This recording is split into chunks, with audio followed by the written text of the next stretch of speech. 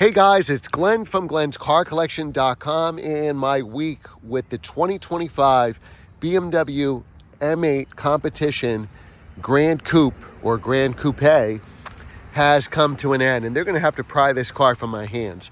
This is just an amazing car. Now this is in a BMW individual color, which is called Maritime Blue. I believe it's $5,000 or $5,500 extra for this color, and I think it's well worth it because I think you get more, if not all of that, back in resale. Yes, it'll cost you 5-year loan, an extra $1,000 a year on your payment, extra $100 a month. I don't know what it's going to cost, but I think it's well worth it because I believe down the road, 5 years from now, this will be worth $5,000 more than a black or silver car. Base price in this car is about 130 something thousand with all the options, including ceramic brakes. This car is 171,000 with destination. Now we have sport exhaust. We have the $5,400 M carpet package. We have, I believe it's $3,400 for the Bowers and Wilkins, which is worth it. Carbon fiber package, worth it. For $5,400, not sure, but it looks great. I don't think the ceramic, after driving it for a week, I don't think the ceramic brakes are worth it for $8,500. To me, this is a daily driver, unless you're doing some really high-speed Autobahn commuting. These brakes are really grabby. They were very grabby in the school drop-off line this morning. Now, the direct competitors for this car I own, which be a Porsche Panamera. I own a Porsche Panamera Turbo. And this car, I believe, competes with that. They're both 170, 180,000. My Turbo I bought CPO, but brand new, it was 208,000. So with these 4 doors, that's a competitor to that. Now, where the M8 has an advantage, it's basically an M5 in a coupe, essentially, is what it is. But the tech for 2025 is still the same as the old M5. They haven't redesigned it with the big screen and everything. We're getting the M5 wagon next. I don't know which video I'll post. I may post my M5 wagon reviews before this, just because I think more people are searching for it. But how does this compete with my Panamera? Well, this is more of a straight line car, sweeper car. It's very comfortable. I'd say it's better looking than the Panamera. I don't have the Gran Turismo. I have the regular Panamera sedan. I would say that this car is better looking, but it doesn't handle as well. But the Panamera does have a lot of electronics. They both have a very good V8 sound. It's a little more muted in this car than the Panamera, but for both cars, you have to go at least into sport mode or the engine in sport mode to hear any engine sound. Now, this transmission, if you didn't go for the ceramic brakes, the transmission is way better around town than the Panamera, because that's a dual clutch, and it can get a little jerky in traffic. So school pickup line, it's jerky. This is jerky in that same line because of the ceramic brakes. They're kind of like an on and off switch. Now this car, of course, is fully loaded. Besides the carbon package that we see here, it's got the Shadowline trim, so this is black instead of chrome. And this has got the upgraded full leather interior. So like a Porsche, you would see the leather here on the dash. It's got a heads-up display on the center console. So this is a $3,500 upgrade. And honestly, I think it's worth it. I think you're going to get most of that back in resale as well. How do you know we have an M8 competition over a regular M8? So we get an extra 17 horsepower and a more tweaked, stiffer suspension. Well, it says it here.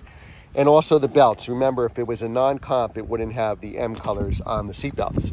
So when people try to fake their car to get a better resale value on Craigslist or whatever, or even at some dealers, and they tell you it's a comp, always check the seat belts, because you could check the badges, but nobody checks the seat belts.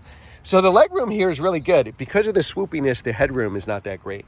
So I fit in here no problem, being 6 feet tall with size 14 feet. So there's plenty of room for my feet, my knees, my legs, but my head is pretty much about to touch the roof. If I was 6'1", it probably would hit the roof. Pretty big trunk, though they don't have trunk buttons anymore, so it forces you to use the remote.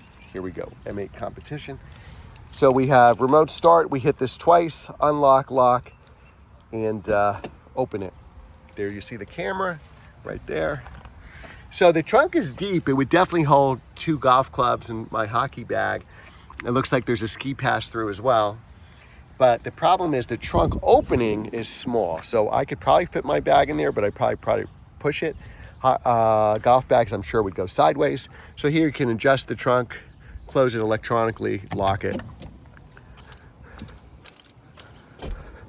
All right, let's see the engine. So BMW for years now, it's 2 latches. My old E46 M3 and E90 M3, it was one time. And then you had a secondary latch over here, no more. And there it is. It's kind of, I mean, it is front mid-engine. Here's the axle line right here. So, and you can really feel the heat. That's not coming on camera, but I feel the heat, boy. Twin turbo V8, 4.4 liters, 617 horsepower in competition form, 553 foot-pounds of torque. A regular M8 would be same torque, but 600. So you only get an extra 17 horsepower, and again, some suspension tweaks, higher resale value, obviously. I think every BMW, if you order it new, spend the extra $5,000, get an individual color. All right, so let's look at the inside. I always love contrast. If you're gonna have tan, gray, white seats, always should have a black dash. To me, the contrast is what does it. The B&O stereo system is great. I wouldn't say it's as good as the Burmeister, or I don't know how to pronounce that, in the that Porsche offers, but that's a much higher cost. That's about $6,500 instead of whatever it was in this car, $3,500. So starter up, still the same way. Now you pretty much get this thick steering wheel on all the M cars. So sitting in here, it could be you could be sitting in M2, M4, M5. Heated and cooled seats are the same button here. So basically when you press it, it'll ask you if you want heated or cooled. So they save a button. Might be easier just to have both, I don't know. So again, the old infotainment, how can you tell? We have 2 screens here. On the newer cars like the M5 and the M4 CS we just tested, we are now up to iDrive 8.5. So this is the previous version, I forget what number it is. So you have all the dials here, so you could go into the M modes. You could do road, sport, or track. You could set up the car. Efficient the engine, you won't even hear it, and it'll obviously be a delay in power. So I drive around in sport mode, makes it much louder, very good throttle response. We'll do a driving video and we'll go into Sport Plus. As far as the chassis goes, let me lower the, how do I lower the vents here? See? Oh my. So to get the maximum coolness, where's the fan speed? There we go. To get the maximum coolness in these cars, you have, remember to press auto. So you could do the temperature and say, why is it getting cool in here? It's not getting cool because you always got to do auto. German cars are always one more step. Not really room for a cup holder here. It doesn't really fit. I mean, it kind of fits, but not really.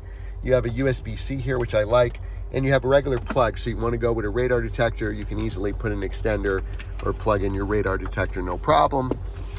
Again, I think it's well worth it for this leather interior here. Backup camera, let's go into that. Very good. We're near the fence, so it's giving us some beeps from the sensors. You will always hear the engine fan here because this car really needs to cool it down. We could do backup assistant with our parking. This has all the safety features, driving assistant, professional. We'll go over the options in the next video. Remember to subscribe, hit that notification button, and let me know in the comments what car you want me to review next. We have over 1,000 cars on the channel. I do full-length videos every Monday and Friday, and YouTube Shorts Tuesday through Saturday. So you actually get Clint's car collection 7 days a week. Now I noticed the fan is still going in the back seat, but I lowered the fan for the front seat. So that's pretty crazy. We could put auto here, right? All right, so we'll try to raise it, but we'll get some kind of auto here. There we go.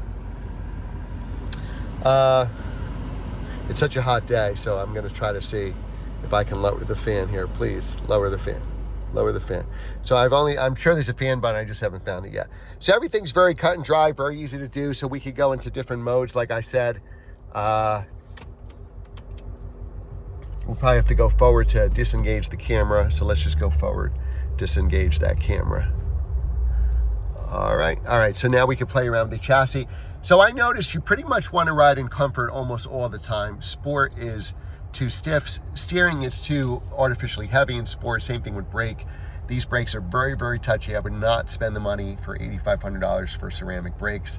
I noticed on these test cars, they seem to be toast at about 8,000 miles. And again, these cars are abused, so I'm sure they would last a lot longer, but just not here. What else can I tell you? I mean, it's a great car. It's a better car for sweepers and open roads. So let's do sport. We could press the buttons here. You can even drive in a 2-wheel drive mode. You could go into sport track. You could put all this stuff. You could put this in Sport Plus, and it makes the engine sound a lot louder. Again, I would do everything else, comfort, maybe just the chassis in Sport Plus. I mean, it's been a great car, really fun to drive.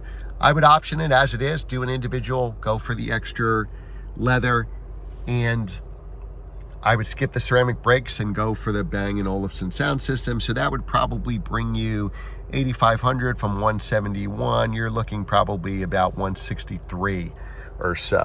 That is a big number, but it is a great car. All right, guys, we're going to do a couple more videos on this car. So remember to subscribe, hit the notification bell, like the video, and in the comments, let me know what you think of this car. Would you choose this or a Panamera Turbo, assuming they're the same price?